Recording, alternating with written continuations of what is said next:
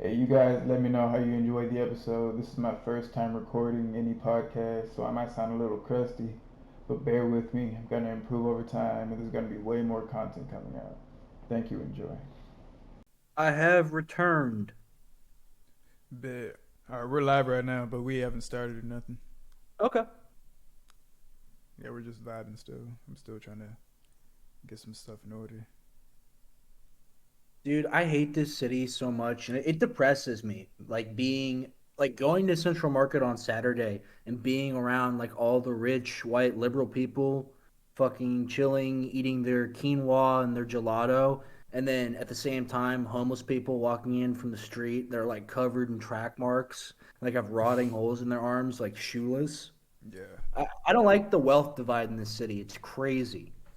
Like, have you ever noticed you'll be like driving and you'll see like some person in Lululemon and nice headphones jogging by someone like dying on the street. Oh It's yeah. not nice. It's It's it's not kind of good. strange, yeah, seeing people on their Sunday jogs right next to the tents that's been outside of HEB for the past like 5 months. Yeah, because I mean, it would be one thing if like this city was like Detroit and everyone was fucking destitute, but that's not what's happening. Like there's a large section of the population that has no money and then a large section of the population that has insane amounts of money Yeah. and they live right next to each other, but they never interact. Yeah, it's fucking crazy. It's hard to buy a house in Austin these days now. Well, yeah, all the tech companies are coming here and buying everything up. And what's happening is people in Austin are selling their houses and they're buying worse houses. So the housing market just keeps going up and up and up and up. People are like being fooled into selling their old properties, thinking they'll have enough money to buy a new house, a bigger one, but they end up only having enough money to buy a house that's the same quality, if not like worse. Mm-mm. It's wild. It's fucking terrible. What do you think caused all that? Well, I mean, this place kind of became the place to be like 4 or 5 years ago, and everyone just started piling in here like crazy. And then Google decided that this city was going to become its like base of operations, and they built a huge thing here, and Apple built a huge thing here, and they're all Tesla. buying up massive amounts of property. And like no one knows this, but like the reason why we have such a bad homeless problem is because the mayor wants it to be bad because the homeless come in and they devalue the property and then he can seize it through eminent domain and just take the land without having to buy it from someone Mm. and then they can sell it to a big company like Google. Mm. Like huge sections of North Lamar have been bought up by Google. Yeah, true. There's a lot of offices out there, huh? Mhm. Jesus. And where did you move from? Me? Yeah. Like recently, I mean, I've been moving around a lot. Like I was on West Campus, and now I'm in like South Austin, kind of like the hippie, like yuppie kind of part of Yeah. South Austin. You know what I mean? Like by radio. That's where I'm at now. But I was on West Campus. I grew up mostly in Dripping Springs. Spent some time in Westlake though. Um, that's basically it for me moving around. I haven't really had like one central spot I've stayed at for more than 5 or 6 years though. See, and this is where we can really start an interview. Okay, so this is where I want to start asking questions. Mm. Go ahead, shoot. So, growing up with an eccentric father as yours, like how did that affect your upbringing? Like you going out in public, did it affect like how you went to school, your recognition? How did that affect you? Absolutely. Well, the weird thing, the worst thing about growing up with a dad that not only is famous but is also infamous, also has a level of like notoriety. There's just as many people that hate him as there are people that love him. The thing about growing up with growing up with something like that is that you get this crazy amount of pressure and responsibility and like blame assigned to you from such a young age. So there'd be a lot of parents that wouldn't let their kids come over to my house. You know what I mean? Because of who my father was. There'd be schools that didn't let me get in because of who my father was. There'd be teachers that would call me out in the middle of the class and yell at me and get other students to laugh at me because of who my father was. Really? Crazy incidents of things happening. Yeah. Like Jesus. I had this lady when I was real little try to grab me and take me away from my dad in a Walmart. What?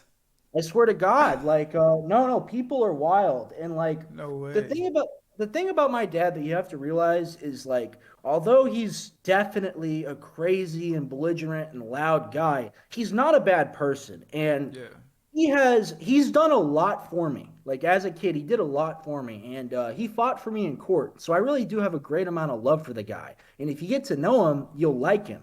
The thing is, most people only know him from the media and from short clips where he looks crazy. So everyone then assumes that by default, I am being abused or I am also crazy. And there's no like middle ground. And I remember like when we talked a little bit, you said like your dad is just like how he is, 100%. Yeah. It's Trey, do you have any idea how many people have asked me like the question like how much of it is fake? Is it Yeah. fake? It's an act, right? It's got to be an act. Mm, Dude, it's not an act. It's 100% real 100% of the time. man.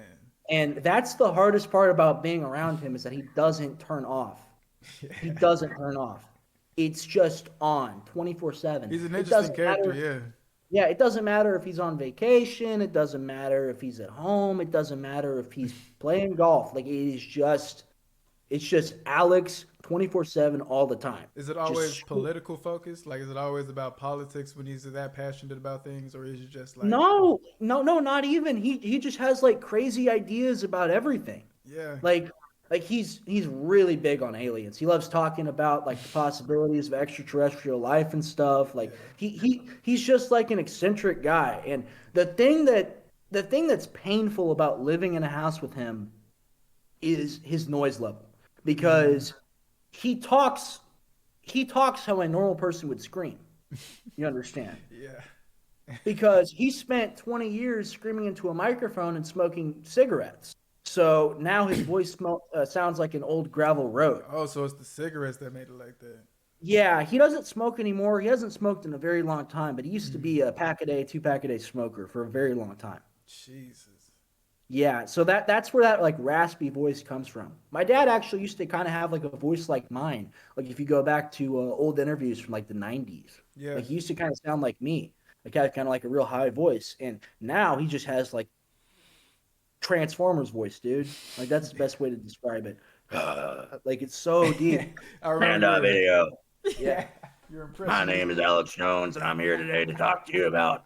I do a good Alex. I've practiced. I've had plenty of occasions to practice, and like just growing up with that, like coming home to that, like after school, he's loud, he's loud, and he's loud. Even when he sleeps, he's loud. He snores like a Mm. freaking elephant, man. Would you say he's socially awkward or just very passionate? Oh my God, my dad has like and this is just to give scale. My Yeah. dad has like Hitler level charisma. It's bad. Like people love him.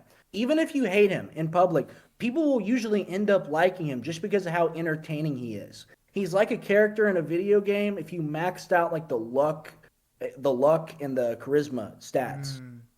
That's how he is. You're drawn to him. People like listening to him. And like I kind of have a little bit of that ability myself, not to pat myself on the back too hard, but he has like this next level ability to not make people like him, but make people listen to him. And that's something I've always envied in a person. To have like a total command of a room. And it's not like he's trying to do it. It just comes naturally to him. He can make 100,000 people listen to what he has to say and do what he says. Where do you think And that that, comes from? man, I think you're born with it. I genuinely do. Like, his parents, my grandparents on my father's side, they are some of the nicest, quietest, kindest people in the world. And he is just a tornado of energy. I don't know how they raised someone like him, but they did. And like seriously, I think that sometimes people are born a certain way, and he's born a certain way, and he found his thing. He's a born entertainer. Mm. And does he want to like stay in the political realm, or is there any like comedy involved, or? I think he's getting tired of politics. When I say that, I don't mean that he is like sick of it and he hates it and he hates that he's been doing it. I just mean he's been screaming into a microphone for 24 years now, Yeah. 6 days a week for 4 hours a day. Like you run out of things to say and you start getting tired. And like growing up with him, especially now, like in the past few years, it's been really hard to see, like, physically how much of a toll his job has taken on him because he's aged pretty rapidly in the past few years, and that's just because he works so hard. He's very emotionally invested in everything he does, and it's all real to him, and he gets really upset when people think it's not. Yeah, I can see that. And Now, when you talked about the comedy, mhm. I think he is planning to do some things. There's a few things I can't talk about, but Yeah. he's definitely going to be getting into comedy soon. I mean, he's known Joe Rogan forever. They're good friends. They've been friends for Hmm. 20 plus years. I think that's the direction and where he's going, and I think that's the direction I'd like to see him going, because I want him to because I'm his son, because I'm related to him. I don't have like the fan perspective of, oh, I want to keep seeing this show. I don't want it to stop. What my perspective is, I'd rather see him do something that makes him happy rather than do something that makes him excited. Mm. Because right now he feels like a need to do what he's doing. Yeah. I'd like him to kind of transition into something that would take less of a mental toll on him because he cares so much. And you can disagree with him, you can say he's wrong, you can say he's crazy, but it's all real, and he really really cares. Yeah, I understand that. And I understood you said you wanted to become independent and have your own kind of road into a comedy type field or an entertainment type field, right? Yes, well, I've wanted to get into comedy for a while. I'm going to start actually trying to do that. I mean, I'm very young. I'm still 18, so I still have time to do all these things. It's not like I'm 27 and I'm just trying to figure myself out. But growing up around him, I was told and I wanted to that my job was going to be to do what he did, Yeah. right? That's what I thought I was going to do since I was a very, very little kid. And I've worked for him for years and years and years and years, off and on, doing stuff for him, doing shows for him, reporting for him. I've been to crazy political events. I've been to places that most people didn't get a chance to be at. I've been on boats with people that are like crazy high up there. I've seen a lot of crazy things in my years. And those crazy things have really shown me that this is not a field I want to be involved in. It's a very ugly world with a lot of ugly people that like to sue each other. And that's why I do not want to be involved. I personally don't feel like I have that innate, like, crazy anger he has, which makes him so good at his, like, shock jock job of screaming into a microphone. I love making people laugh, and I like making people smile. So I would like to get into comedy and tell some of the crazy stories I have with him over the years and make people laugh, and more importantly, make people see a different side of him. Because right now, everyone thinks he's just this angry, angry guy. He's actually really funny and really great most of the time. It's just the 20% you see amplified to being the 100% you see thanks to the media. Yeah. So his stance on like protesters, I heard a lot of things about him, kind of like protesting against the protesters in a way, like having his own megaphone and coming to those kind of events and all that. What do you have to say about those kind of things? Well, his thing has been, so my dad, the first time my dad got arrested doing his job was in I believe it was 2002, and it was by George Bush. Okay, so when everyone always thinks that he's this crazy right wing guy, he's really not. George Bush threw him in jail. He is kind of this anti-authoritarian figure that really likes to scream in organizers' faces, whoever it may be. So it started with Bush, continued on with Obama. He was a fan of Trump until he really wasn't, because Trump didn't follow through on a lot of things that people were expecting him to. And now he is protesting against the Biden administration. And let me start off by saying this: I don't share a lot of political views with my father. Okay, I disagree with him on quite a lot. But let me tell you this, and I'll tell you this honestly from the heart. It's 100% the truth. He loves everybody. Yeah. He's not a racist. He's not a sexist. He's not a bad guy. He loves everybody and he wants everybody to get along. Now, he is right wing and he does protest against left wing people. And he had been angry and had protested against some of the stuff going on in 2020 because, in his view, a lot of the BLM stuff, like the organization, not the movement itself, the organization, Black Lives Matter organization, had like neo-Marxist people on it that said they were trained Marxists and that they were for communism. And that's the kind of thing that he didn't like. So he protested against the Black Lives Matter organization, not the movement itself, because that's a big distinction that people need to know. There's the organization and then there's the movement. You see what I'm saying? And like the BLM as the organization actually did some really shady things. Like one of the ladies, the founders of it, went and bought like $4 million houses and sailed off into the sunset. There's a lot of crazy bad stuff that happened. That's the kind of thing he was protesting against. He's not out there saying that the message is bad. He's protesting against the people that run the movement. If that makes sense at all. No, yeah, I understand what you're saying. And again, I can't speak for him because I'm not him. I can only tell you what I have seen. Yeah, of course, yeah, because I understand, different people and shit. You're not your dad. I don't talk to you and expect you to be just like your dad. I know a lot of people. 100%. Yeah, Dude, like, I'm glad I'm not like him. I would I'd probably be in a very bad spot. He's a wild dude.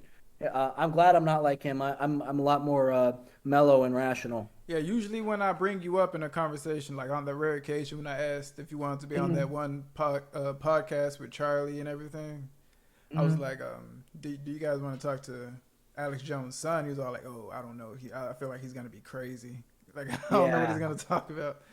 I don't know. Well, see, the thing is, like, most people expect me to be like this wild, crazy, kooky guy. I'm really not. I'm super mellow. You really and it's are. because, dude, I've grown up around people that scream all the time. So I'm a very calm dude. Like, I'm very quiet. I do really well in stressful situations.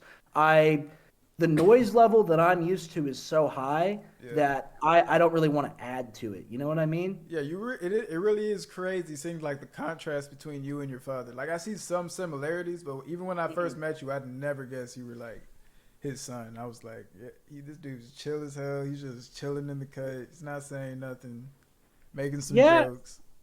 And I mean, like, my dad's kind of like that too, man. Like he's pretty chill until he gets wound up, and then he doesn't turn off. He's like the Energizer Bunny.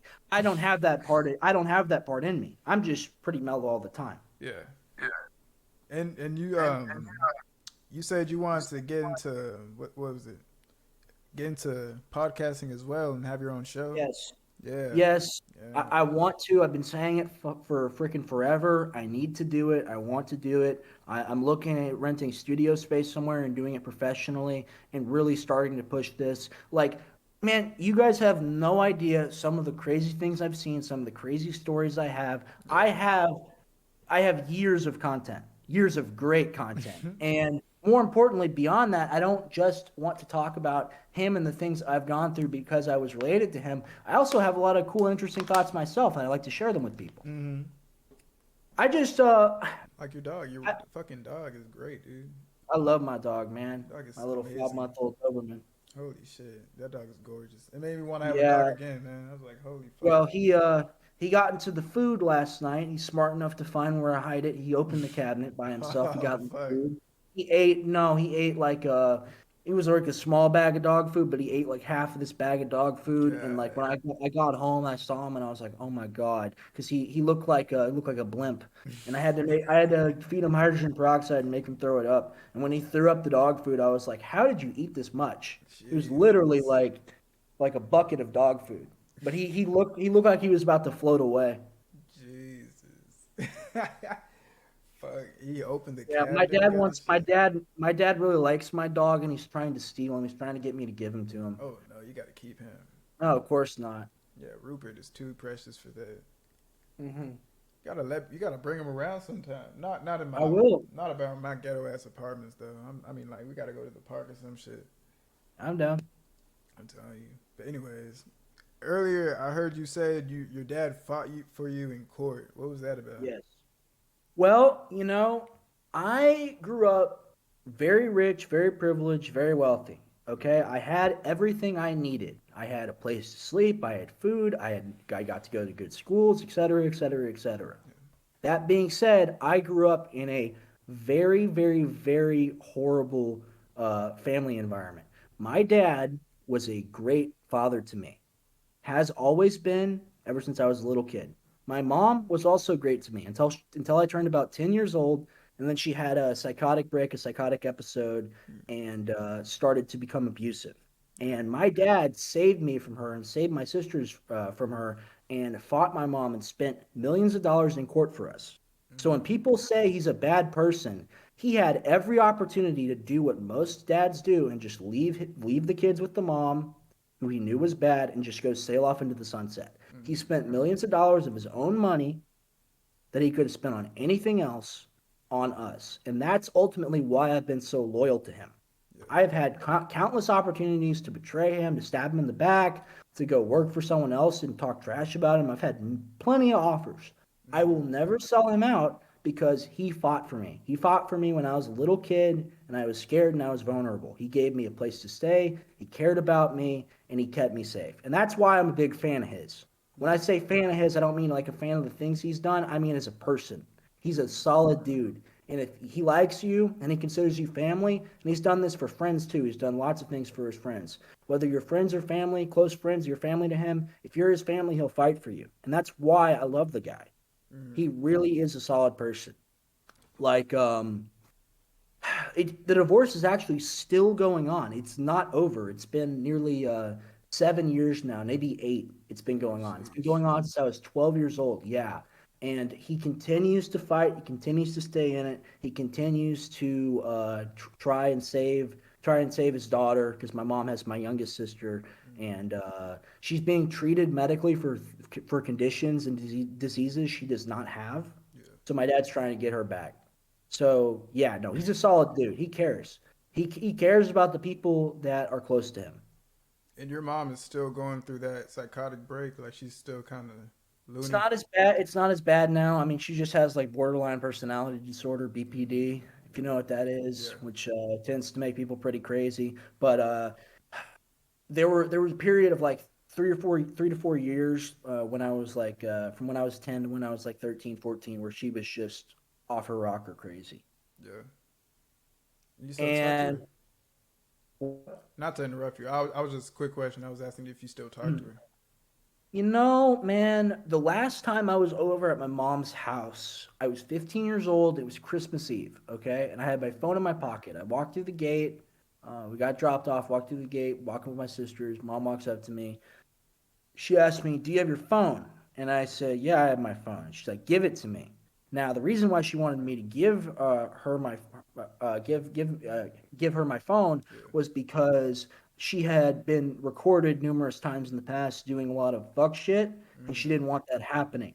And she was in kind of that crazy psycho mood. So I refused, and she wasn't allowed to ask me to do that. So I refused. She started screaming at me. She told me I wasn't welcome on her property, that I was trespassing. She called the cops on me. She made me leave. The cops showed up. I walked down like half a mile on the road to a low water crossing in Dripping Springs, and I just sat there and I called someone to pick me up. That was Jeez. the last time I was over at her house. Yeah. Now, I have seen her a few times besides that, but that was the last like real full interaction I've had with my mother. Jeez, man. And let me tell you this. Let me tell you this. Money doesn't solve problems, it creates new ones. Okay? Because when you have these people and they have money to throw at each other, it just becomes a giant fire pit because it's fuel for the fire. And my mom, because of divorce law and alimony law and how fucked up that is, my mom got millions of dollars she did not deserve, and she spent all of them fighting him in court, doing crazy shit, and paying for her lawyers. She's had over like 30 lawyers. Can you imagine that? Can you imagine having 30 lawyers? And they all quit because they don't want to work with her. God, jeez, man. Oh yeah, man. I know I've seen some pretty crazy things. And like now I just feel bad for her. You know what I mean? It's not I don't have I've been through plenty of therapy for it. I don't have any hate or aggression or malice in my heart towards her. She's not a bad person, she's a crazy person. That's a difference. You just got to let some people go sometimes. And that's what I've had to do, unfortunately. She's not a bad person. She's a crazy person. Yeah, and I mean it's like that with a lot of people, man. Like if you got diagnosable mental illness and someone's not doing something They're not doing it because they want to. They're doing it because they have to. Like my mom genuinely believes that she's been that she's been abused and that us kids have abused her when she's the abuser. She genuinely believes it in her heart. So it's not her fault. She's crazy. And that's how I kind of look at it. That's how I deal with it so that I can go to sleep at night. That's how I perceive the situation. Because you have to be able to look at things objectively and say, okay, where's this coming from? It's coming from a chemical imbalance in her brain. It's not her soul, it's not her as a person. This is just a condition she has, like someone with cancer, and she's dead to me, like someone with cancer. It's just, you got to let them go.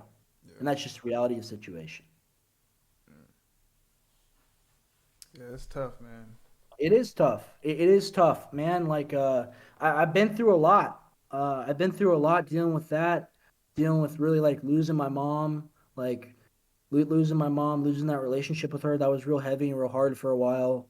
But, I've been able to deal with it and I've been able to, I think, come out stronger because of it. And I've learned a lot of lessons really young about the way people act and the way people behave and the way people are that I feel like a lot of people don't learn until they're like in their 30s. And I hope that I'll be able to use that as positive fuel for my future and be able to succeed because of it. Where The you? main thing, sorry, continue. Oh no, keep going, keep going. You good?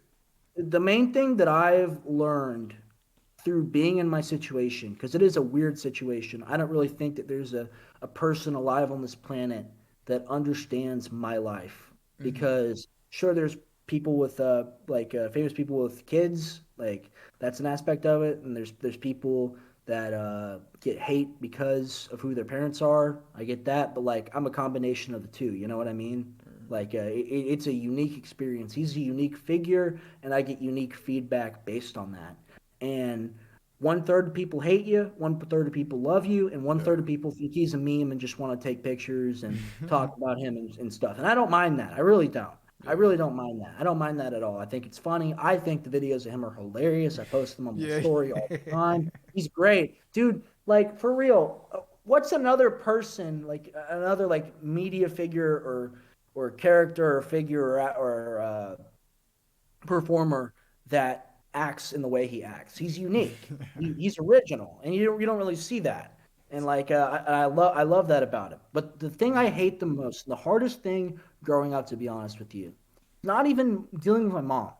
He was dealing with people that liked you because of who he was and wanted to be your friend because of who he was. And were just trying to game you and play you and hustle you into like getting to spend time with him and stuff like that. Because that's straight up painful. Yeah. That sucks because you're wanted, but you're not wanted because of who you are. You're wanted because you're related to someone. And that's a feeling. It's hard to explain, but it makes you feel like less of a person. And it sucks. Yeah, that does feel shitty. Like you're just used out like as an escort or something to get to Yeah, somebody exactly. else. Yeah, okay. Yeah, exactly. Yeah, that's You're shitty. just an intermediary. Yeah, nah. Yeah. I couldn't deal with a feeling like that. Luckily, no one in my family's famous or anything. You know, my dad's Well, a like, mechanic, so got that hey going. man, yeah, everyone has their own unique situation. I just got like a real weird roll of the dice. And Yeah. when I was born, like God's like, all right, this soul's gonna go into this body, and you're gonna be related to these people. You ever And felt it's like like, that for real? Like you ever thought about it like that? I've thought about stuff yeah, like that. yeah. I mean, like, Yeah. think about it, man. Like, there's like a 1 in a trillion chance you would have been born anyway. You know what I mean? Yeah, Like, real shit. like we're all here in our little like meat suits, and we're just trying to vibe and get along. What do You you know what I feel mean? about reincarnation? Like, what's your opinion on that? Spiritually, I don't know really what I believe, but I know that we don't just die and cease to exist. I believe in a higher consciousness. I believe in a higher power. I definitely believe that the energy that we have when we die goes somewhere else. You know Part what of I mean? me, like, part of me believes it's a weird thing. I don't even know if I believe it all the way or not. But in the situation of like reincarnation, I feel like it doesn't have to be like chronological or linear. Like you don't have to die and then become someone afterwards. You can become somebody in the past too, or like in the present too, type shit. You feel like you know what I'm saying? And like No, I live hear. out that life. Like that'd be weird. No, Like I totally understand what you're saying. That makes a lot of sense. Like, I mean, think about it, man. Like, really, I mean, let's see. The year is 2021. In 1921, people like most people didn't have air conditioning. Most people oh yeah, didn't they have ain't access to shit. like a good toilet. Most people didn't have anything. They didn't know what a plane was. They didn't understand that stuff. Maybe they did, or like it was around that time that stuff was Yeah, invented. Think about that now. We've had since then, like we've had men on the moon. If you believe in that, there's another conspiracy. We have smartphones now. Everyone has a pocket supercomputer in their hand. You know what I mean? Like probably a humans brain have fuck. advanced. Yeah, Yeah, humans have advanced so quickly, so fast, and we're still so infinitely stupid about the world we live in. You know what I mean? We still know nothing. We know nothing about how time works. We know nothing about how physics work really. We don't understand the universe. We don't. yeah. And maybe if we don't blow each other up, we'll get there one day. But for now, we don't really know. So I can't definitively say anything because we are very young. We are we are bipedal, hairless monkeys with computers and nuclear weapons, and no one knows what's going on, and everyone wants to act like they know what's going on. Yeah, everyone that wants to act like everyone back in the past was like idiots and stuff. Like, oh, they couldn't invent computers. We're so smart. It's like, Mm. bro, you wouldn't have invented the computer if the dude before you didn't invent like a keyboard or some shit. You know what I mean? Like, you had to have It's a progressive. prerequisite. Yeah, It's progressive. It's like steps. You know what I mean? yeah, We slowly, as humans have the very special and very innate ability to pass on information through writing and through oral history, and that's how we've gotten to where we are. We've slowly built over the millennia. We've slowly built knowledge up, and we've gotten to the point that we are essentially the masters of our environment. We yeah. are not the masters of our universe, we're the masters of our environment. We Definitely can not. make it Definitely not. cold, we can make it hot, we can kill anything alive. Humans are the apex predator on the planet. You know what I mean? We're there, but we're not there yet. We still don't really understand anything. We've just gotten to the first level. Yeah, it's crazy to imagine that shit. And talk and going to aliens real quick. Hmm. I think it would be weird if aliens contacted us, but we haven't contacted them. Wouldn't that be kind of weird? You feel like, or you feel like aliens would just be ahead of us already? I think there's a lot of dead, like one planet civilizations in the universe. I Yeah, don't know for sure if there is like a super powerful like technology driven like super civilization out there. I don't know if I hmm believe that.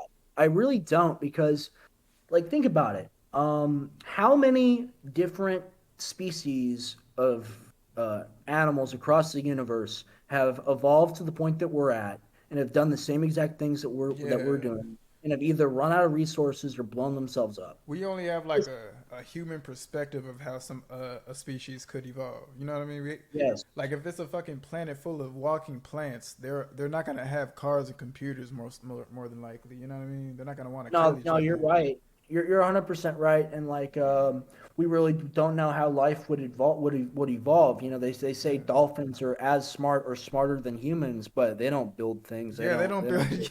Yeah, exactly. They don't build skyscrapers. What the fuck? yeah. They They just fucking flop exist. around. Yeah, they just chill.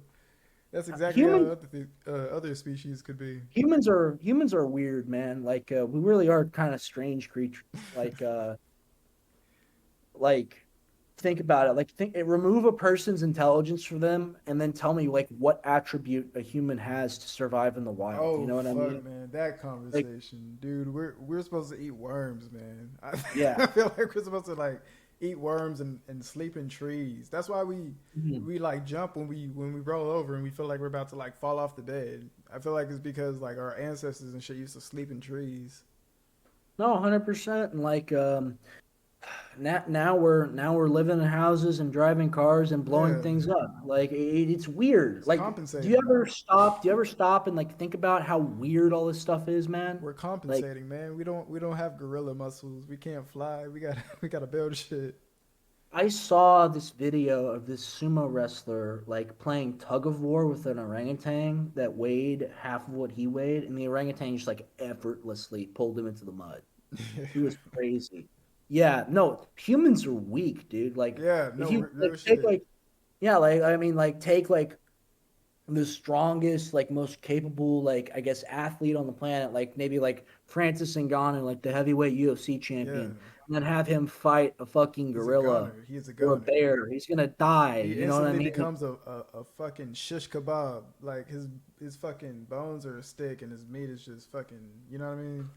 Yeah, But yum yum time for the animal. Yeah, I feel eat him immediately. like everyone would be like, oh, the gorilla was so strong it could lift up to this much. Oh, the blah blah blah was this strong it could lift up to this much. It's like it's not impressive. We're just weak as fuck.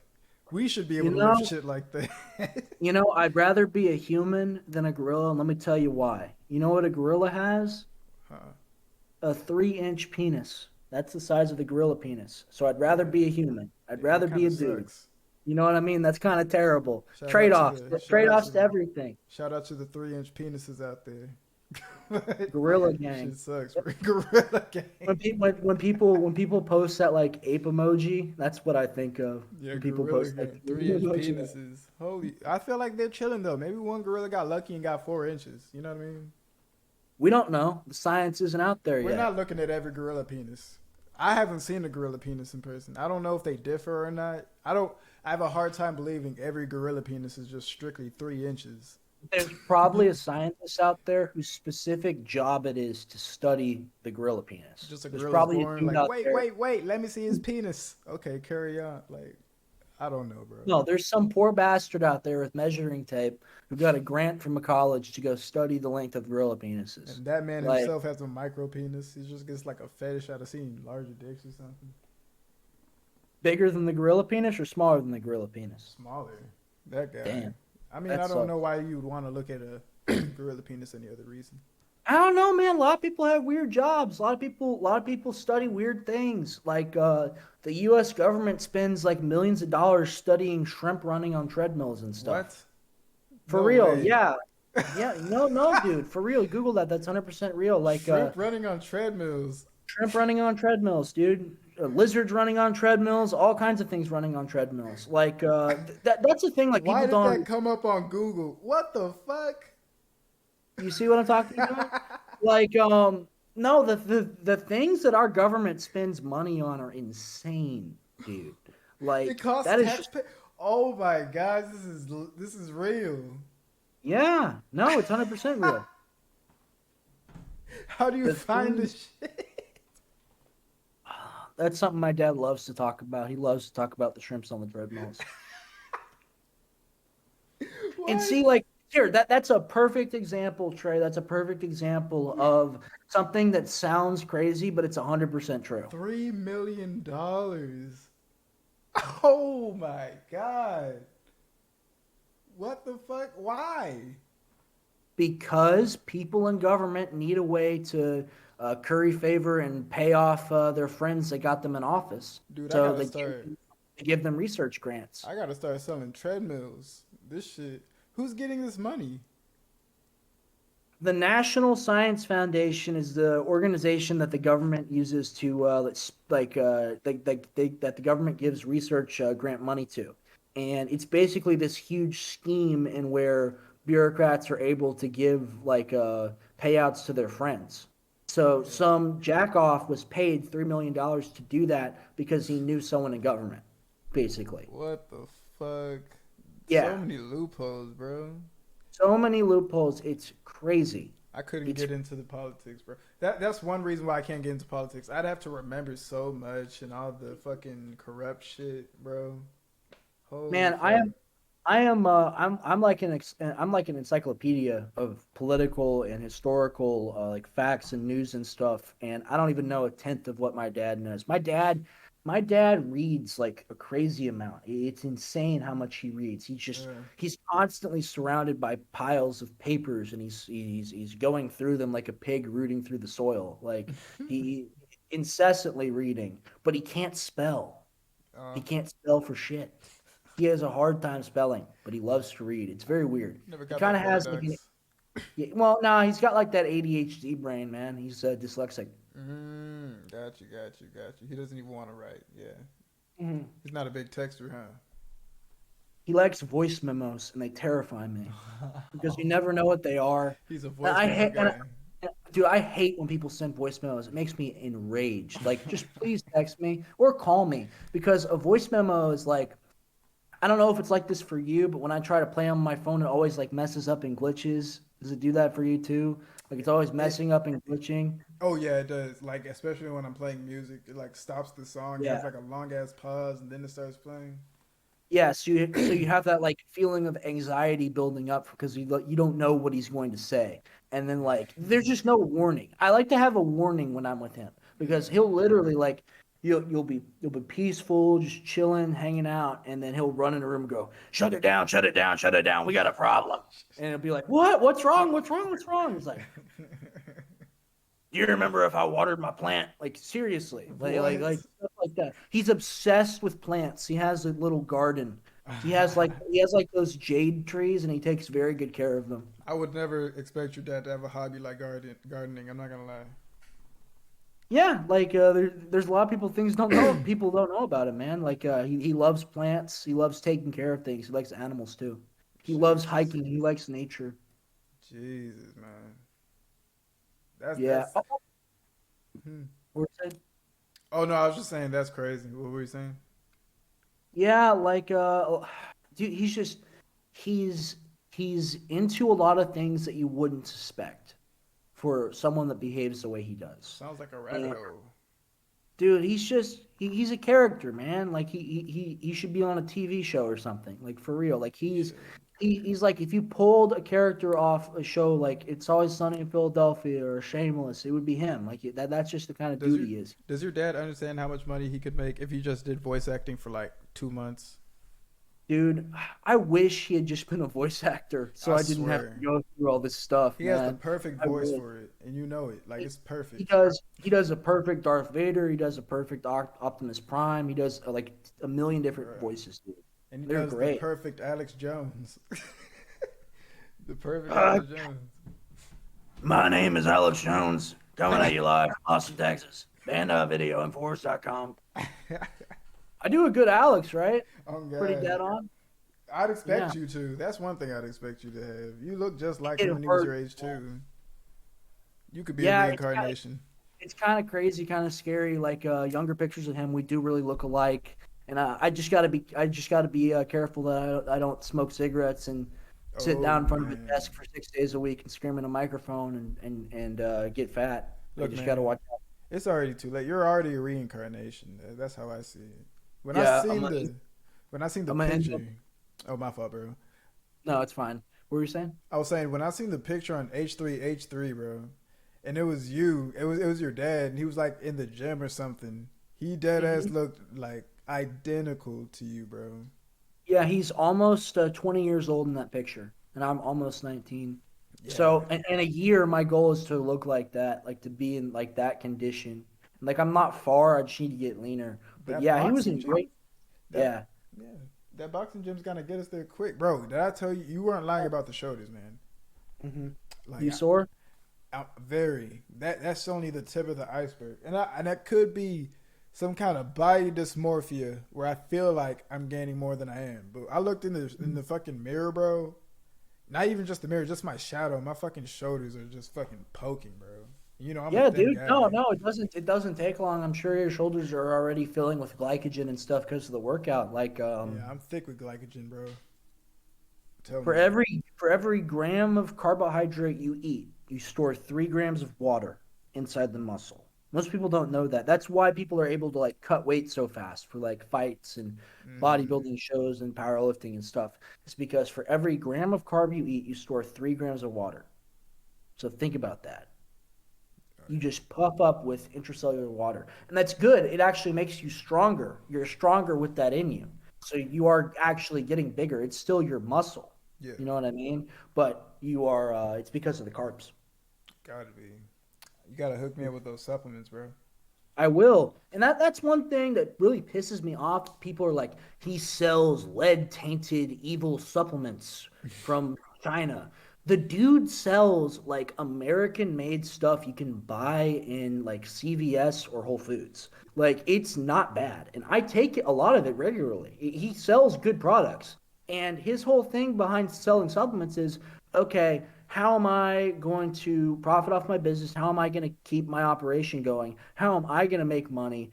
I want to sell my people a product. And he sells a quality product. So if you want to support him and support the show, you go to the website and you buy a product that you personally need. You know what I mean? Yeah. And there's nothing evil about buying fish oil from a dude. You know what I mean? You're getting fish oil and you're supporting the dude, killing two birds with one stone. That's how I see it anyway.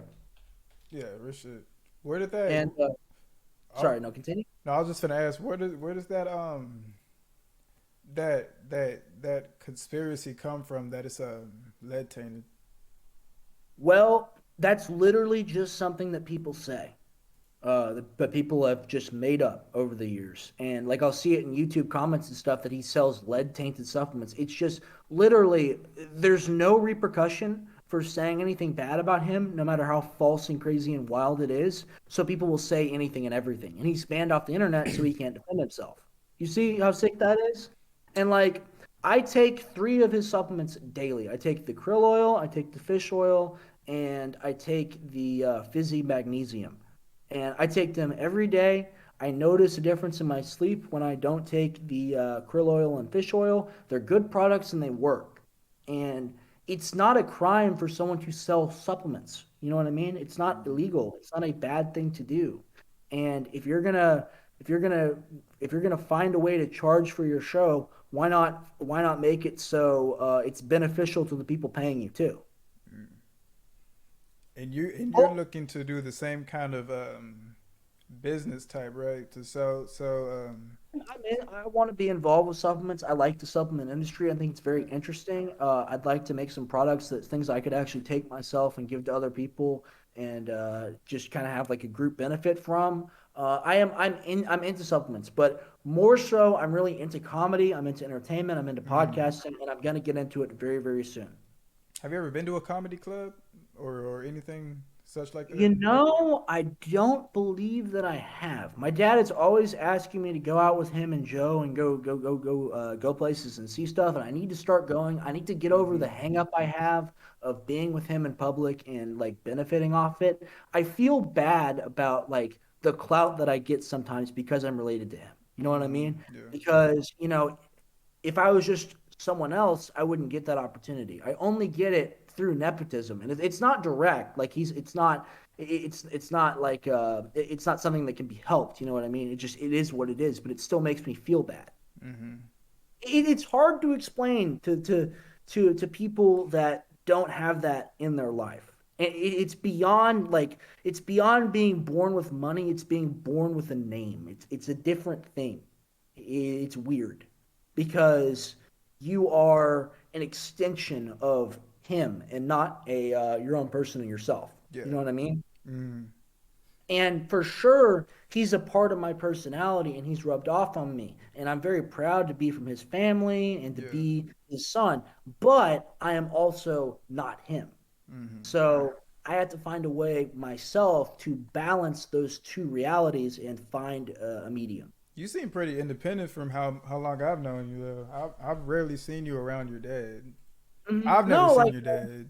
I just you, seen you you. know, Yeah. I moved out when I was 15 years old. Okay, so Yeah. I lived with him until I was 15. Then I moved out. I like him and he likes me. We have a good relationship, but he's a very like what's the word? He's like the opposite of a helicopter parent. He just kind of like lets his kids into the wind. Hmm. That's kind of how he behaves, and I'm very thankful for that. Like it's caused some problems in my life for sure. I've made bad decisions Hmm. because of that, but also I've learned how to be more independent. You know what I mean? I'm my own person. My mom was very very very like very very very like helicopter parent herself, and like she didn't want us out of her sight. She kept us. I was down. We have a ranch in East Texas. It's been in the family since the 1840s, and I was down there when I was about 8 or 9 years old on a four wheeler racing people around like a little ATV, and my four wheeler flipped and it rolled over a few times, and I was fine. I was completely unhurt, Okay. but she saw it happen and she had a complete nervous breakdown and flipped out, and we were never allowed to go down there again. So I missed out on like 4 or 5 years of good quality time with my family, my cousins down there, like people that I really love and care about because I wasn't allowed to go down there because of her. Whereas my dad let me have complete autonomy since I was like 14 years old. And he just let me Uber anywhere, and I got to go train jujitsu when there was no one to drive me because I could just Uber there myself. I got to go hang out with people, got to go spend time with my friends. He didn't care. He never really was up my ass about anything. He always wanted to check on me. He always wanted to know I was doing okay, but he didn't really push too hard or tell me I couldn't go certain places or do something like that. But you've been pretty responsible. You haven't really made many like major mistakes though with that parenting style. I haven't. You know what I mean? Like, I've been through certain things in my life where I definitely have made mistakes. Like 2020 was a rough year for me. It was a rough year for everybody. Mm-hmm. But I haven't made any irreversible mistakes. You know what I mean? I haven't Yeah. done anything. I haven't done anything wrong. You know what I mean? Like I'm just a kid still, and growing pains. You know what I mean? Mm-hmm. But I'm at a really good spot right now. I like where I'm at. I like the person I'm becoming, and I'm excited to see who I am in the future. And I'm excited to take his legacy and to use it for myself and to carry on his legacy in a unique and different way and build on the generational prospect of people in my family becoming entertainers. That's what I want. I have the talent just like he does in a different way, and I want to show people what it is. Mm. And on that, when do you Mhm. think's the soonest we're gonna see like an independent project like from you or like something launching off under your name? I think 2 months is a realistic timeline for my first Mm. show, for my first podcast, and I'm gonna push that hard. You are welcome to come on as a guest. I'd love to have you on in my first few I episodes. wouldn't have We nothing to talk about, man. I'm not interested. we have a good vibe. We have a good vibe. I like Yeah, talking to you. I definitely come on though. You're a solid individual. I value your input. You're a Thank you. solid individual, Trey. Honestly, man, like I really I want to go out there and I want to show people. I want to show people that you don't have to be angry to be a good entertainer. You don't have to be angry to be funny. Mm. You can just be yourself. And like a lot of the time as a kid, and I'll tell you a story. But You know what happens when you Google me?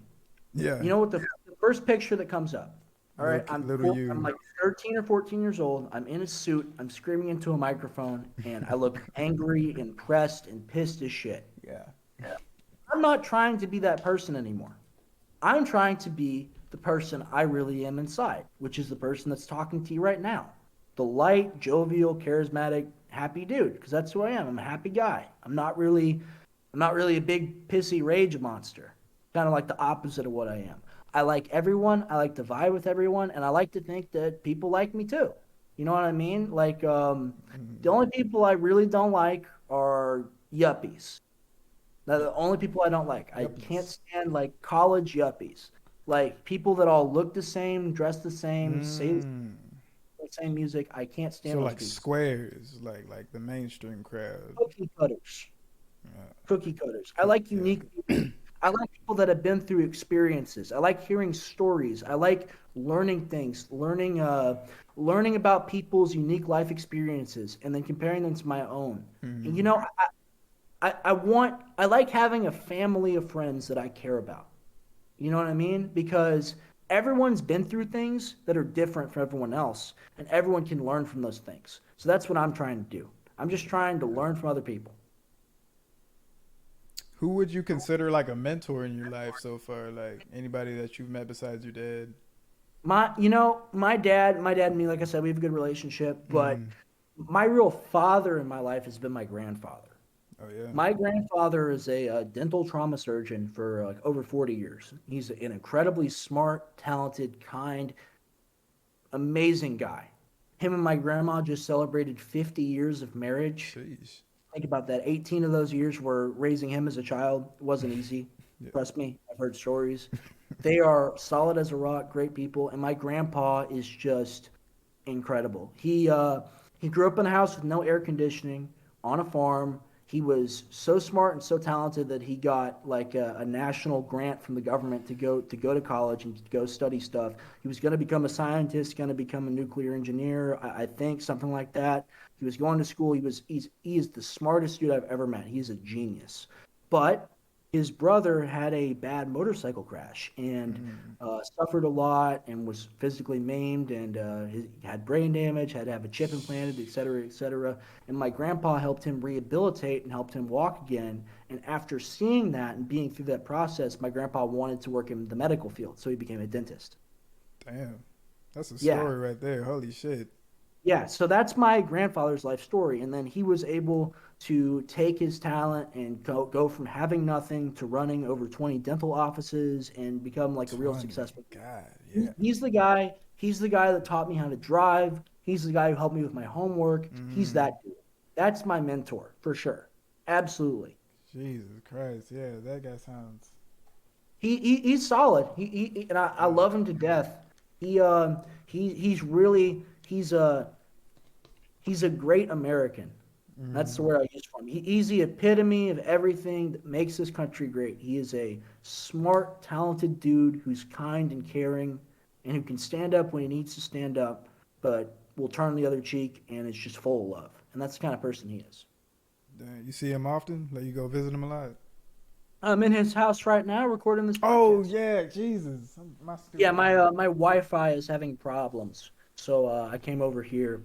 They're out of town right now. They're actually at the ranch down in East Texas. Man, speaking of that, how many times were we supposed to have this episode? Jesus Christ, man. Million times, man. But no more procrastinating. We're gonna do one.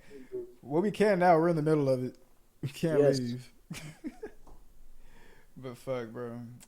I'm me speaking from experience. This podcasting shit, it's easy, but it's like, damn, you do feel a little nervous. You know what I mean?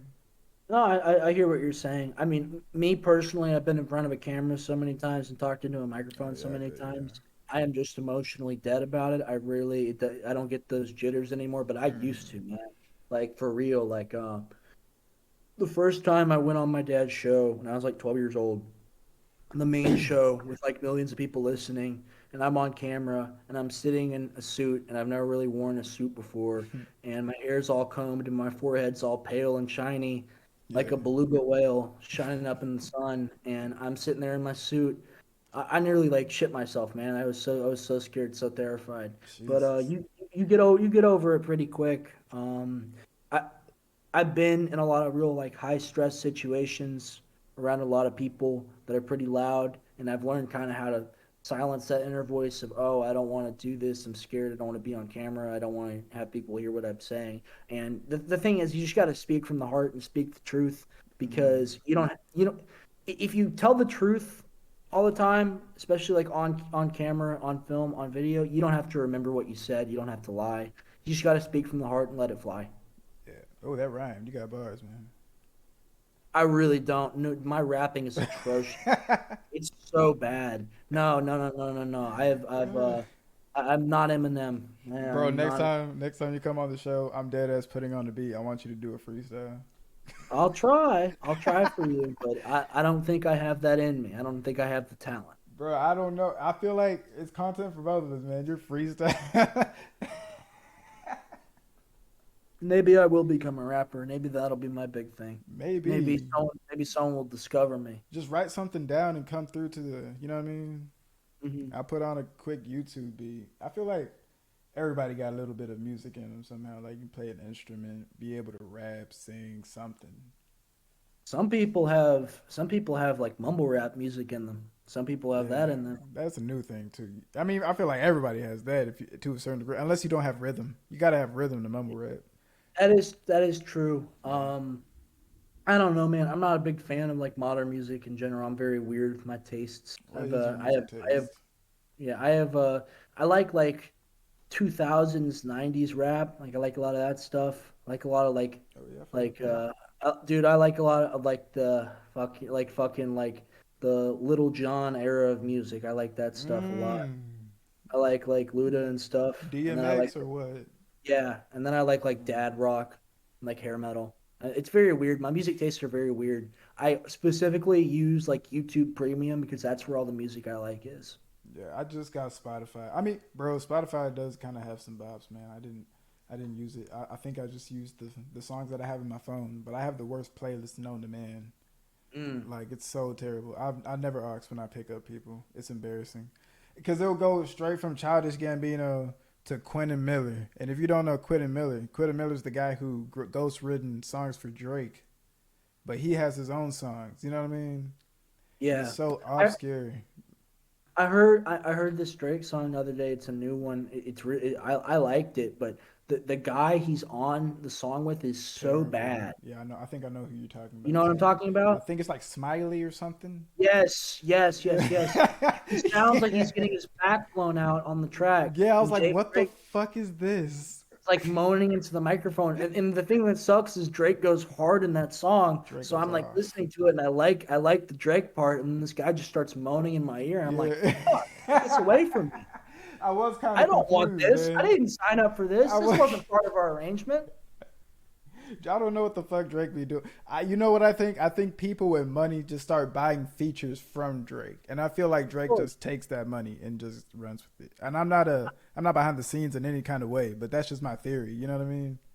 You know, I used to like dislike Drake a lot, but like as you like look at him as an artist, he's accomplished a lot. Bro, you You know what I can't. It's mean? like you can't knock his talent. I mean, like, bro, it's so because he's so mainstream.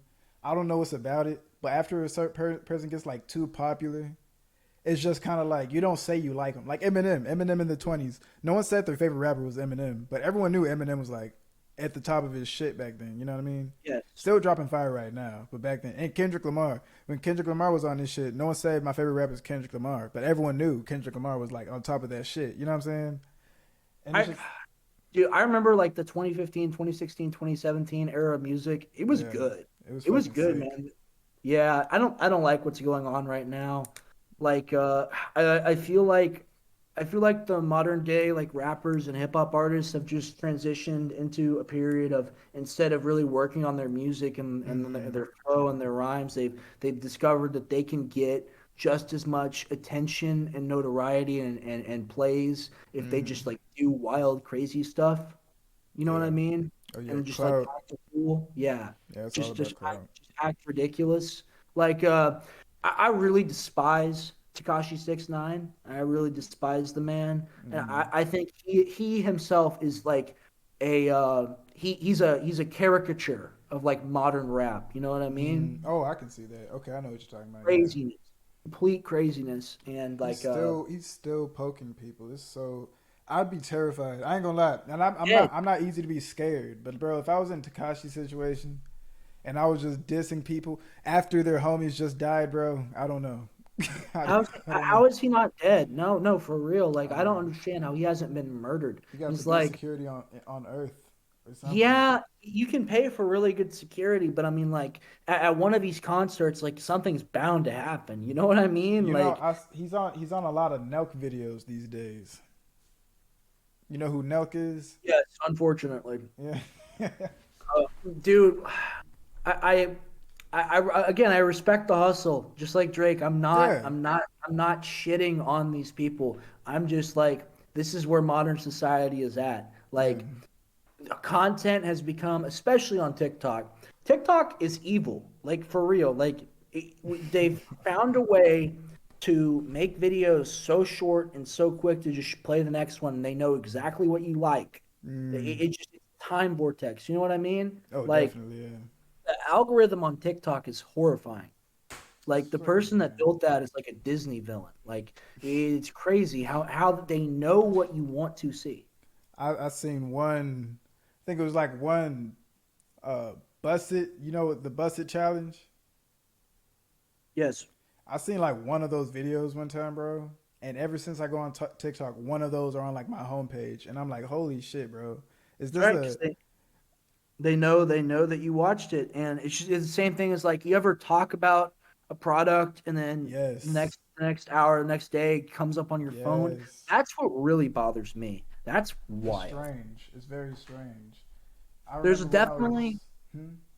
no. Continue. Sorry. Oh no, I was just saying. I remember when I was like building my studio, and before Hmm. I even started building shit, I was talking on the phone with my homeboy Steven, bro. And I looked on Facebook, and it was like trying to sell me microphones, and I was like, "What? You ain't never tried to advertise microphones to me before."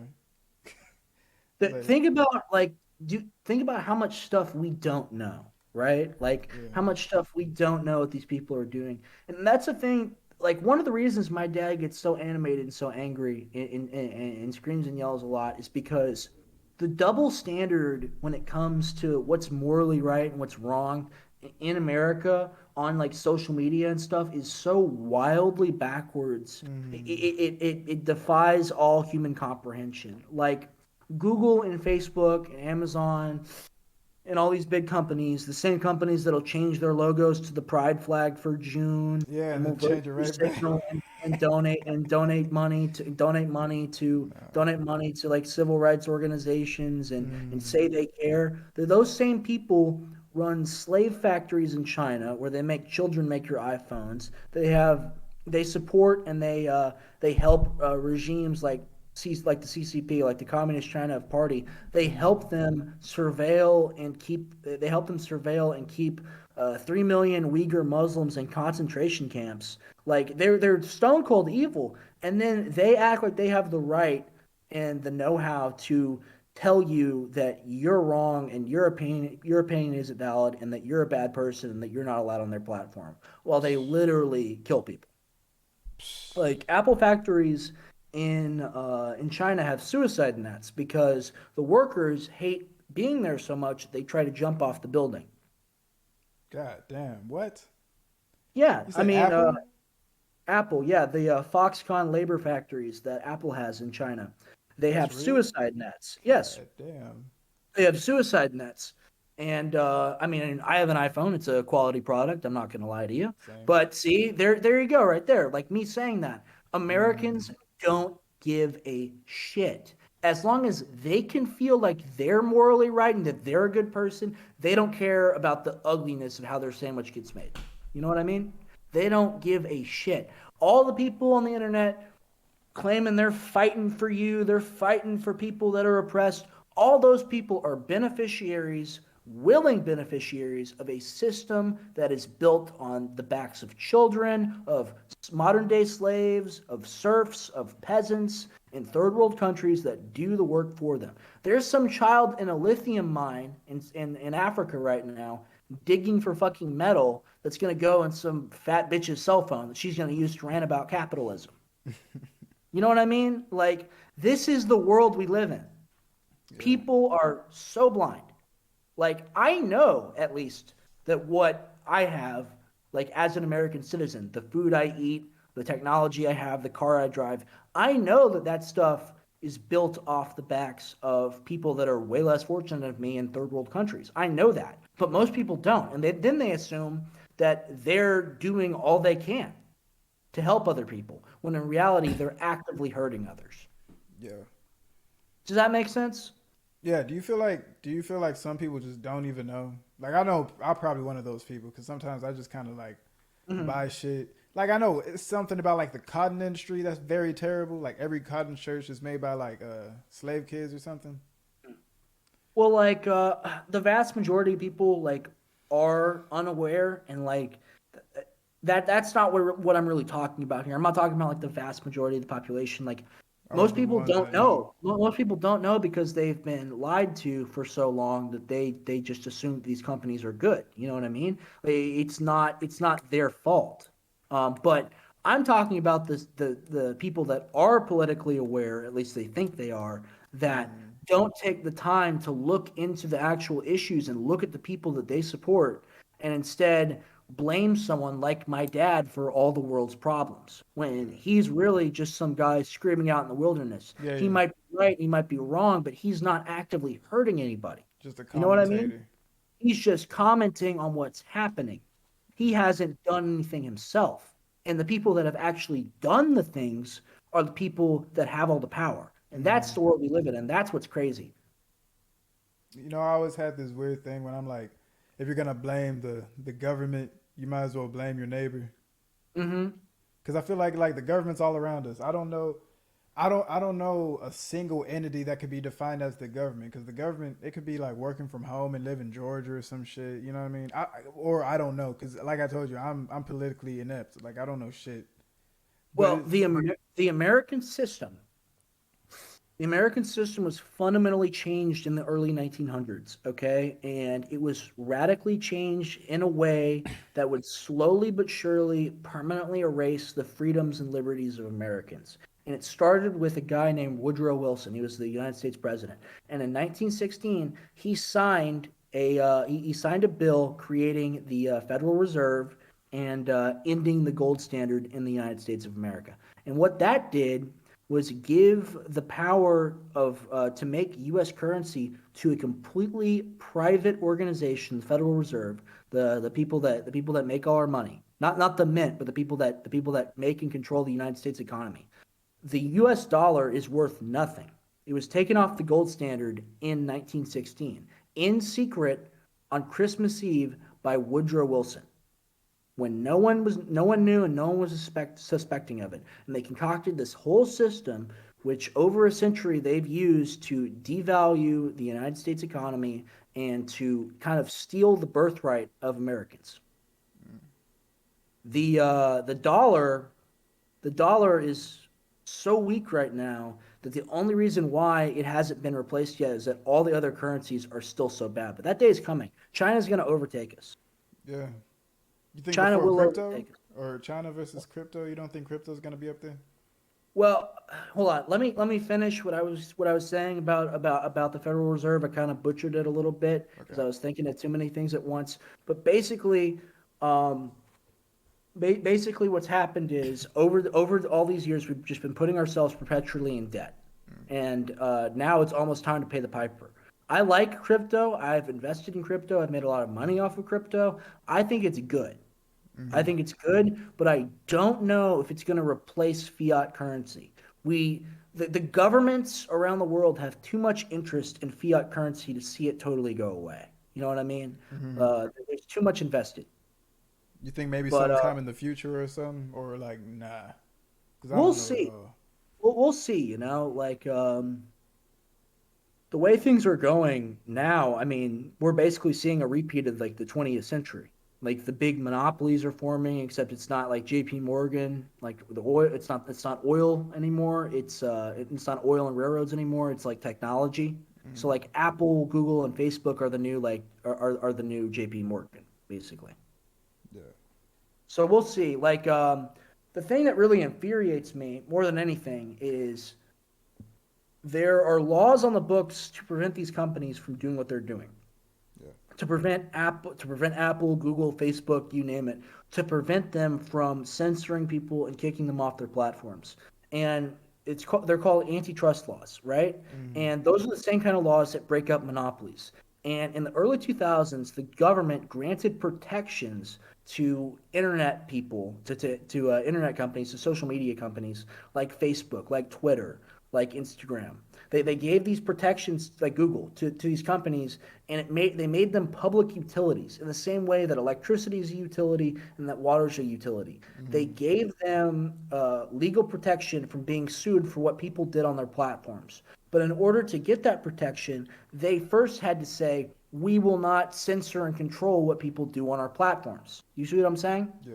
So if someone live streams a mass shooting, like has happened on Facebook, Oh yeah. Facebook is not legally liable for that person's actions. You know what I mean? Does that make Mm-hmm. sense? Oh yeah. But what they're doing now by censoring people and by applying their terms of service in a legal way, subjectively using it to attack people and not objectively using it on everyone, what they're doing is acting as a publisher instead of a platform. And they are legally not allowed to act like a publisher. Mm. They're not allowed to do it. So right now, if President Biden wouldn't do it, if President Trump did it when he was in office, it would have been good, but he didn't do it. And this is one of the reasons why I really can't stand President Trump is because he didn't do it. Um, President Trump had all the opportunities in the world to protect the people that got him into office, by issuing a single executive order and enforcing these laws. He didn't do it. No one in government will do it because it's all just a big racket and they're all in the game. Trump said famously, if I don't get banned, I don't see the problem. I'm paraphrasing, but that's basically what he said. So Trump let all of his biggest supporters and biggest fans in the 2016 election, the people that memed him into the presidency, literally, he let them get banned. He let his supporters and followers get banned, and that's why he lost. Thank you for following Twitch Authority. I just gotta follow my bad. No problem. But yeah, that's fucking crazy. So basically, when they ban these people, they're basically keeping them from saying anything like in public, basically. Like they can't. Well, They can't go the anywhere. internet, in the olden times when the First Amendment was invented, right, when the First Amendment was first written, if you wanted to make your point, you'd go stand in the town square, right, and you'd go yell, or you have a sign. Nowadays, the new town square is the internet, people interacting with each other online, right? Yeah. So what these companies are doing is they are unfairly and illegally taking people off the public square, off that internet, off the new way that we talk to each other. And that's not right. The First Amendment has stipulations in it. It has protections in it. You're not allowed to incite anything. You're not allowed to tell people to do something that's illegal. Like tell people to do something illegal. Yeah. That is illegal. You're not allowed to do that. You're not allowed to slander someone. You're not allowed to write libel. Sorry, you're not allowed to slander or libel or you're not allowed Jesus. Sorry. No, You're not allowed to slander or libel someone. Yeah. You're not allowed to tell falsehoods that would hurt someone's reputation or career.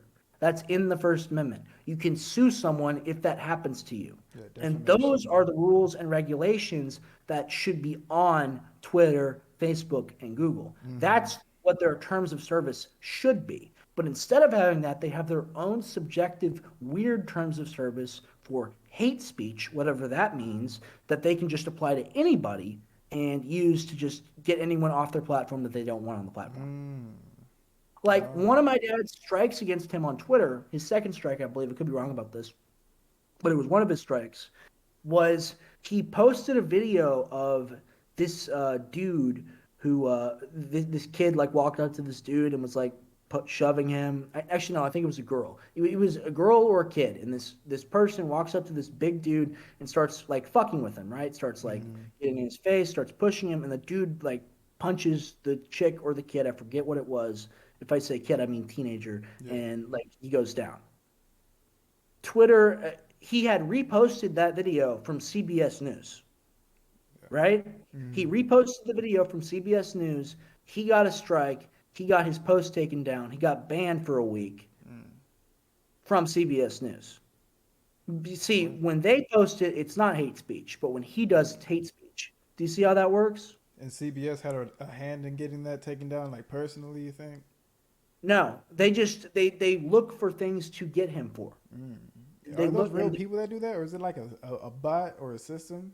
No, they have entire wings in their offices of people that are just patrolling the site looking to ban people. Damn, so people are like applying for those kind of jobs. Yes. Yeah. Yes. And that's the thing people don't understand. Like people will say, "Oh, if I was in Nazi Germany in the 1930s, I would have fought the Nazis. I would have been a hero.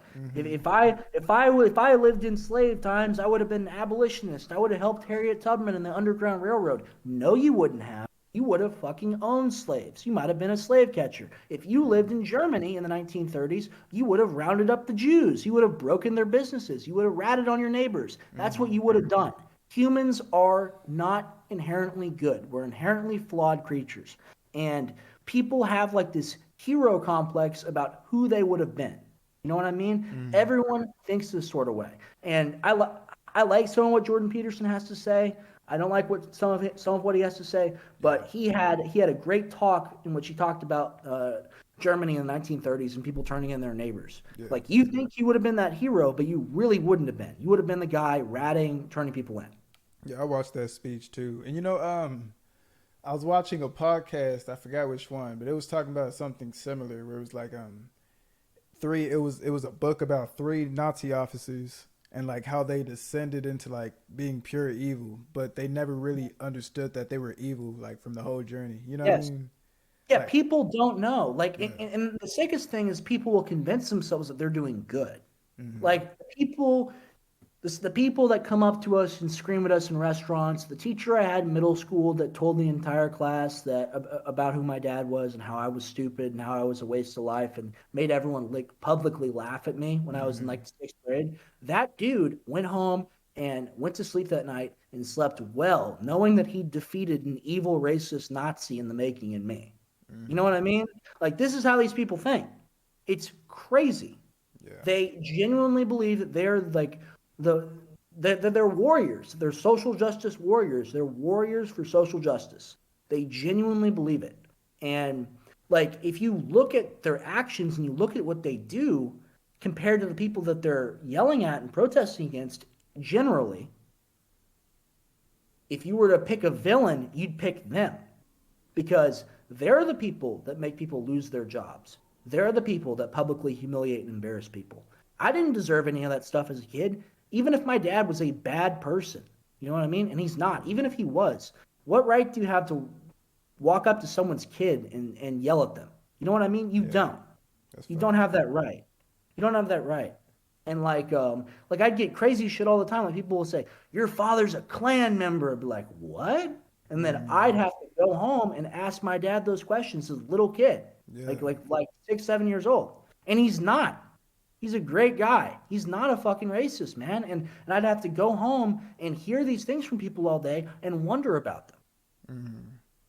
And that's psychologically harmful for a child. Can't imagine what it was like going to school. What do you think like an average school day, just you and friends, like classmates, was like when you were growing up? In middle and high school, I was just a class clown, man, and just try to get attention, do stupid shit. Yeah. Um, but elementary school was rough. Like it really was. Like that's where I got like bullied the most because of him, because of who he was. I got bullied the most in elementary school more than anything. I was just like a pariah. Parents wouldn't let their kids talk to me. I really only ate lunch with a few people. Everyone else kind of stayed away from me. People would Mm. make comments and stuff a lot about who he was. Teachers would kind of treat me a little weird, and my dad would never really come to like parent teacher conferences or anything. Oh yeah. Neither would my mom because just the stigma. I had to really go to private school most of the time. I tried to go to Austin ISD. They didn't accept me. Mm. Damn. Like for real. Yeah, no, no, it's been a weird circumstance. What's the Weird private circum. school life like? Like you had to wear a uniform and shit? Man, the place I went to in elementary school, and it's part of middle school, I had to wear a uniform. The Oh place I shit. went in high school was tiny and weird, and I hated it. And I wish I had gone somewhere else. Oh fuck. I had friends from Dripping and Westlake, but I hated going to this place. Mm-hmm. I'm not going to talk about it a lot, but it was the worst. It was the fucking worst, dude. Private school sucks, and Mm-hmm. homeschool is even worse. I can't imagine being homeschooled. That is child abuse. Who was I teaching you? what? Oh, you didn't say you were homeschooled, right? No, no, no, no. I was just Okay.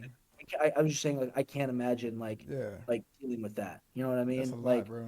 kids need to be around other kids. You know what I Yeah. mean? Every female that I met that's been homeschooled has been odd to say the least. Not Cuckoo for Cocoa Puffs is yeah, the word. not to throw any shade at anybody. If anybody sees this podcast that has homeschooling, it's just I don't know. There's a stigma around that just creates odd fellows. You know what I mean?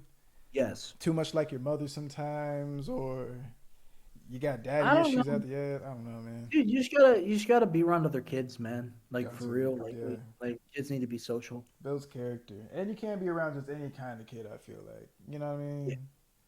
You got to be around like some healthy kids, man. yeah. To say the least. I mean, kids come in different shapes and sizes, man, but they got to be healthy. You got to hang around them, get some good influences going. I agree. But yeah, bro, I know. Me for a fact. I don't know. I moved around a lot when I was a kid, man. Like Mm, like me too. Austin, Pflugerville, Round Rock, Fort Worth. Was in Fort Worth for a long ass time. Those kids were crusty as hell, man. Shout out to Fort Worth though. It's just the kids I was around. They were crusty as shit, man. Just up to I no good. I like Dripping Springs a lot. I might move out there again sometime Yeah, in the near future. Yeah, I like it out there. It's nice. I don't think I've ever It, been it, there. it, it's suffering from the same thing that Austin's suffering from is like Hollywood. the the Californian invasion. Yeah, we're Like becoming Hollywood yeah. these Well, days. Silicon Valley really is what this place is becoming. Yeah, It's more becoming like inter. where you feel like Austin's gonna be like in like 2, 3 years, man. Dude, I think it's gonna be more of the same. I don't think this bubble's gonna burst. I think that like this, like realistically, Mm. as the rest of the country gets like worse and worse and worse, more people are gonna move here, and this place is gonna kind of be like a weird like oasis of like prosperity because people are moving here with their money. Like Mm. I haven't really been outside of Austin a lot during the pandemic, but when I have been, I've noticed like how other places are just kind of like really like gray and depressing and sad, and Austin still kind of has like that pre-pandemic energy. Mm-hmm. You know what I mean? Yeah, definitely. It really does. It's kind of It no, it weird. does. It is weird. Austin was kind of one of those places where no one really paid attention to the pandemic. Like I knew a lot of people that did. I did, you know. I was staying in my crib, but I knew a lot of people just going out. Like even before anyone knew anything about the pandemic. I'm talking about like a week into the pandemic, they were just like, "Fuck that! I'm not staying in my house." Yeah. Like, Well, I mean, people inherently will do the opposite of what you tell them to do, right? yeah, Like that's why like reverse psychology if you don't know that basic social technique to like get out of bad situations and stuff, I feel sorry for you. Like reverse psychology is real. Like humans are like, "What? You mm-hmm. think that you think that I can't do that? Well, I'm going to show you that I can do that." And you're like, "You're playing right into my hands. It's exactly what I wanted you to do. Exactly Thank what you you." wanted. Yeah. Yeah. Yeah, it should be used more often because you'll tell anybody from Austin not to do something. All of a sudden, you got a whole fistful of people just not giving a fuck. And not Well, bothering me, but you know. Austin Austin is a city for people that have like failed halfway through. You know what I mean? Like they've loaded the first 51% of the video game and now it's stuck buffering. Like that's what this city is. Does keep you Austin, kind of stuck in an era, doesn't it? yeah. Stuck, yeah. This place is weird, man. Like for real. Like I've been to a lot of American cities. I've traveled around with my dad as he goes to events and stuff. I've Mm, seen a lot of places.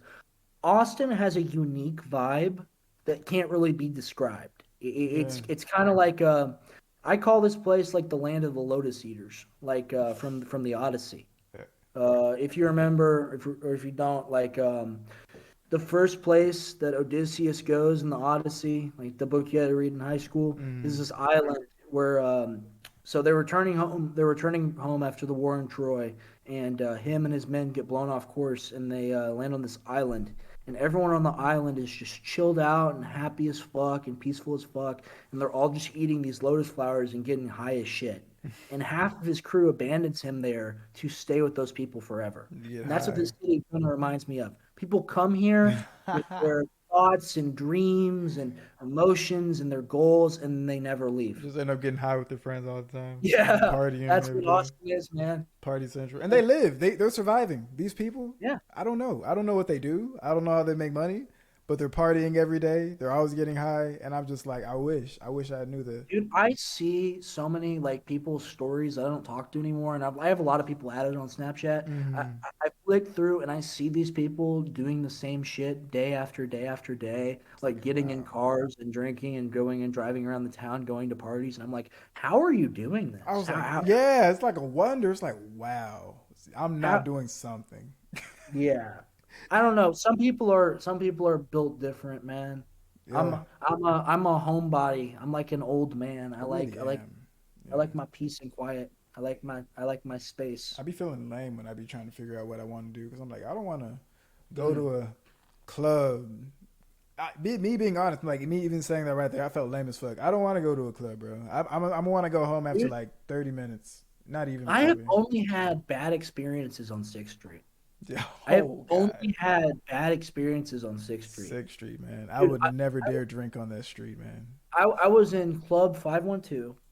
This was last year during the pandemic. I was in Club 512, like right at the start. Mm-hmm. And this guy, I'm drunk. This guy walks up to me and like won't leave me alone. Keeps on like trying to like he's drunk as shit. I'm not that drunk, but I am drunk. And this guy's Mm-hmm. drunk as shit. And he keeps on like walking towards me. I'm like, dude, leave me alone, dude, leave me alone. He just keeps on like being silent. Keeps on trying to like walk towards me. Yeah. And he like fucking tries to grab my fucking nuts. What the So I like fuck? shoved him. So I like fucking threw him like halfway across the room.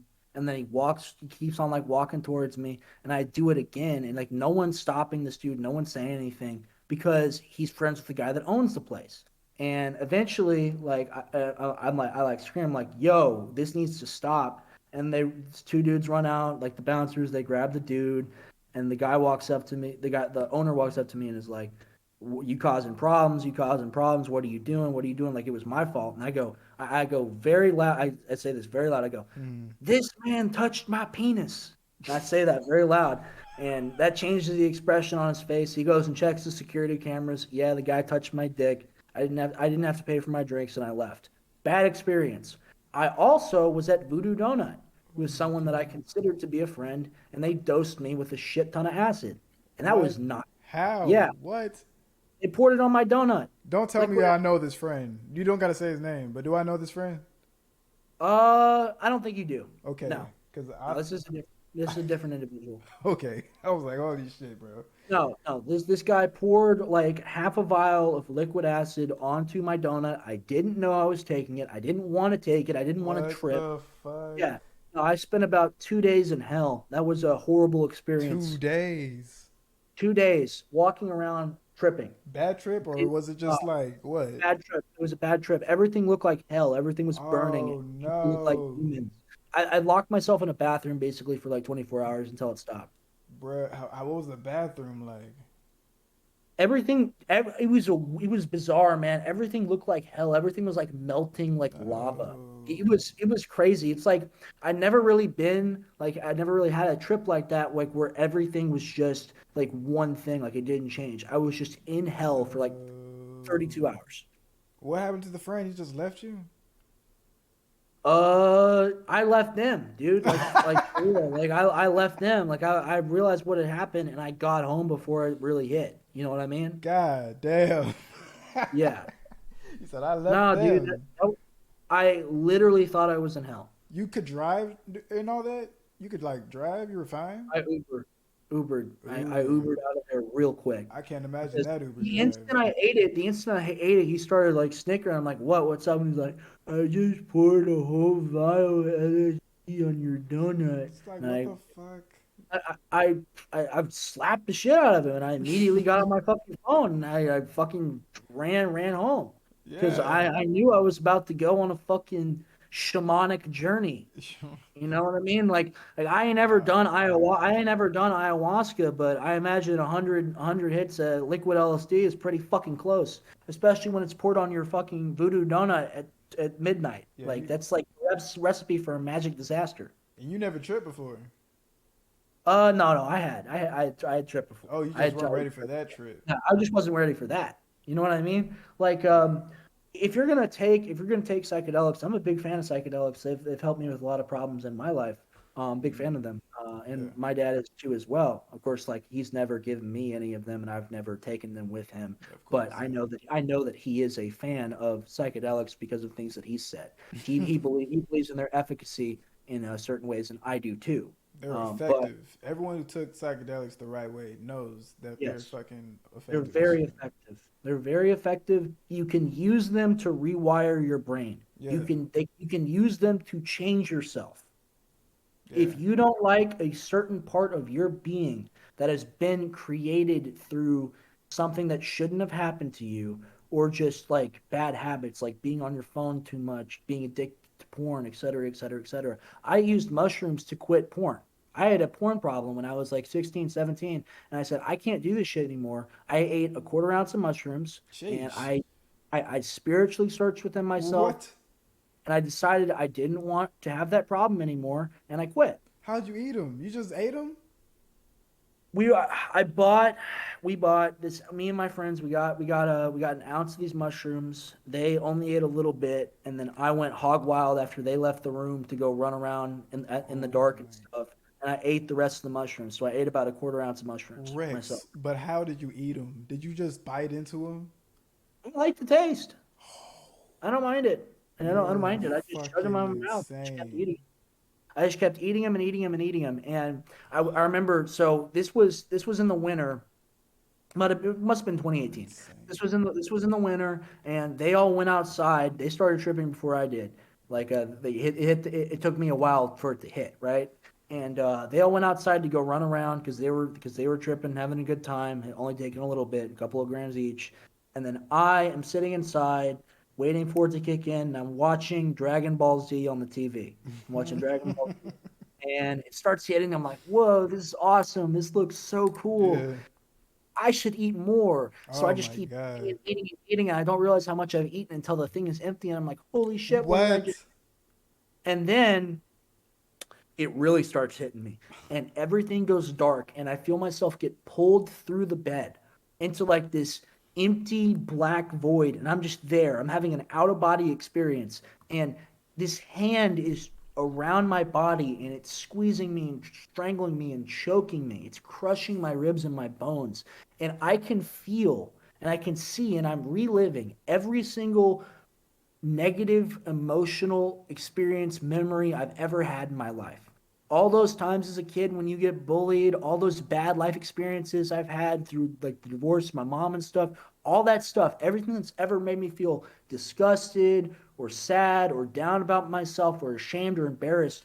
You ever like wake up at 3 a.m. in the morning, you're just like alone with your thoughts, and you're like, man, that was dumb what I did in sixth grade. That Oh was dumb what I man. did freshman year. You That made me was dumb. think back right now. You know what I mean? Like you ever Yeah. have those memories? Imagine that feeling times 100 turned into a fucking syringe and just being stabbed into you. That's what this Damn. felt like. It felt like a hand of needles around my body crushing me. Every single memory, a point of a needle. Millions of needles just crushing me. And then I had this split second, there's just a singular moment where I realized that I was the person doing this to myself, that I was the person that wasn't letting these things go, and that they were living in the back of my mind, and that I wasn't that person anymore. And I let go. I felt the tension physically evaporate, and I was just at peace. I was just in this white void, this white place, this white room where there was no evil, no pain, no hurt, no torment, no negative emotions, only peace because I was happy with myself in that moment, and I knew that I was a good person. And I knew that the things that happened to me weren't my fault, and that the person they had made me into wasn't my fault, and that I was a victim of my experiences, and that it was time to move on and become a new, better person. Whole And therapy I session. I came out of that trip. No, I'm telling you, man. I came out of that trip. They came back inside. We listened to fucking Johnny Cash and like country music for some reason for like 4 hours, Johnny and Cash goes off though. Johnny that, Cash that's goes. the that's the best fucking night I've ever had in my life. That's Yeah. the best fucking night because it healed, and I still have lots of problems, but it healed something very deep in me that I didn't know was in me. Mm. It took that pain away. I don't have that pain anymore. That must have took like 3 hours. That whole peak of a trip, huh? Since Dude, you I know I recorded. was only in that like horrific zone for like 45 minutes to an hour. Yeah. I Yeah, I was can only there imagine. for, but it felt like days. Yeah, I It felt imagine. like it felt like I was under a fucking genjutsu, dude. Like I was dying in there. I was dying in there. I was in physical pain. And like I didn't know that psychedelics could do that to you, but I was Oh in yeah. physical pain. I was in physical pain.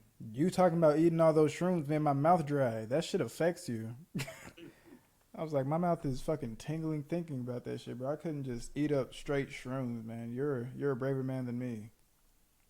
Yeah, mushrooms. The taste isn't for everybody, but I like them. It kind of tastes like pumpkin seeds. I dead ass mix those up in orange juice if I ever do them. The nausea is what sucks. I don't like because I do get sick. Bro. That's what I was thinking. Like that also made me feel a little nauseous because I'm just like, holy shit, a quarter ounce. You had to have like not wanted to eat for a while after that. Yeah, it was around 7.5 grams. Yeah, I fuck that. I shit you not. There are people that were there that saw me eat that much. 7.5 grams. 7.5 grams of Oh, seven and a half. Oh, bro, I was thinking about a quarter pound. I'm tripping. oh no, I said a quarter ounce. Sorry. No, it's me. You said ounce. I was just. I was like, what the fuck is wrong with you, man? No, I had a quarter ounce, a quarter Yeah. ounce of albino penis envy mushrooms. Super Oh, potent. No, no, oh, dude. I'm telling you, this was like a spiritual moment. Like there were like God. thunderstorms outside. It was crazy. Once in a lifetime thing. Penis envy, man. Holy fuck. Yeah. That's some hard shit right there. No, these mushrooms were like huge, dude, and they were bleach white. Mm-mm-mm. Yeah, shrooms are But fucking sick. There's no more in Austin, basically. yeah. Rightfully so, because they're Well, illegal and we don't do drugs. But we don't do drugs. I only smoke medicinal crack. yeah, I only smoke medicinal I'm crack. prescribed meth, so I got an excuse. Well, I mean, that moment really helped me come to terms and heal who I was because there was still like that broken child still inside me. And I hadn't addressed it. And I'd been pushing it back all those years, trying not to think about it. But in that moment, in that hour, in those days that I spent in my mind, I was healed. Mm-hmm. And I am so happy that I went on that trip. Anything else you really want to ask me about? Like Mm, that's a pretty good ending. That's a pretty good ending to it. yeah, What do you think? yeah. I mean, that was pretty nice. That was a nice episode, bro. Well, did you have anything you want to shout out before we wrapped anything up? Not right now, man. I assume I'll come back on again right before we start the podcast, and hopefully I can have you on as one of my first guests, if not my first guest. Oh fuck yeah, bro! I'm gonna be probably trying to record an episode tomorrow. See how I do solo or whatever. You should check it out. And Yeah, man. No, of course. I appreciate definitely, you. definitely trying to be on your podcast though, bro. Yeah, I appreciate that. Bet. Awesome, man. Well, I'll see you later. All right, thank you for coming on, man. Appreciate you. Sorry, I gotta check on my dog. Oh, you good, All man? right. Adios, man. All right, see you, man. Bye. So I was Rex Jones. First interview. I think I did okay. I'm not really sure. There's only 2 viewers in this whole fucking chat, but I'm gonna post this online. So I sound like a fucking boomer. Post this online. Gonna post this on YouTube or something. See how that goes. Thank you guys for like watching or like staying around and listening. I'm gonna get better at this, but the support helps. Leave a comment on how. Well, I'm not gonna do all that shit, man. Thank y'all for coming. I was gonna say, leave a comment, leave a like, bro. I don't know. I've never been that type of guy. You guys like it. Let me know you like it. However you want to let me know. But thank you guys for watching. See you guys tomorrow. I'm gonna stop saying bye and leave. Peace.